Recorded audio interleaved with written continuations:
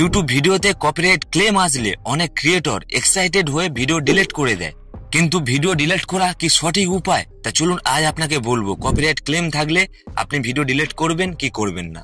তা শুনুন, ভিডিওতে কপিরাইট ক্লেম আসলে চ্যানেলের কোনো সমস্যা হয় না। আবার এটাও ঠিক, যদি আপনার কপিরাইট ক্লেম থাকে আপনি চ্যানেল মনিটাইজেশন করাতে পারবেন না। কিন্তু এক্ষেত্রে আপনি কি স্ট্যান্ড নেবে? দেখুন, আমি আপনাকে বলবো কপিরাইট ক্লেম আসলে ভিডিও ডিলিট করবেন না, কারণ ওই ভিডিও থেকে কিছু সাবস্ক্রাইবার, কিছু ভিউ আসছে যা আপনার চ্যানেলকে গ্রো করাতে সাহায্য করবে। কিন্তু এখানে আপনাকে আরেকটি কাজ করতে হবে, এবার আপনি যা ভিডিও আপলোড করবেন সেই ভিডিওগুলি যেন কপিরাইট ক্লেম না আসে, যার মাধ্যমে আপনি চ্যানেল মনিটাইজেশন করাতে পারবেন। আর যখন দেখবেন ইউটিউবের সমস্ত শর্ত পূরণ হয়ে গিয়েছে, তখন কপিরাইট ক্লেম ভিডিওগুলি ডিলিট করে দিন, আর আপনার সঠিক ভিডিও থেকে আপনি মনিটাইজেশন করাতে পারবেন। তা ফ্রেন্ড, যদি ইনফরমেশন আপনার একটু পছন্দ হয় তাহলে জাস্ট একটি লাইক দেবেন আর চ্যানেলটি সাবস্ক্রাইব করবেন, আর কমেন্টে আপনার কত সাবস্ক্রাইবার অবশ্যই জানাবেন।